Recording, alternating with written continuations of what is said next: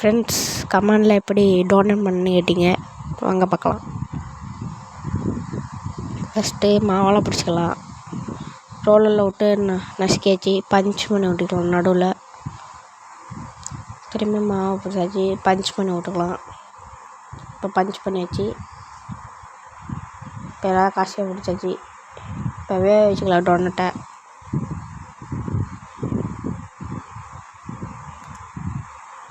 இப்போ எனக்கு சாக்கோ பிடிக்கிறேன், உனக்கு மேங்கோ பிடிச்சிருந்தா நீங்கள் மேங்கோ வச்சுக்கோங்க.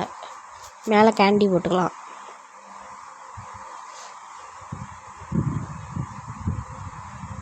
காசையை பிடிச்சாச்சு. இப்போ லாலிபாப் மேலே போட்டுக்கலாம்.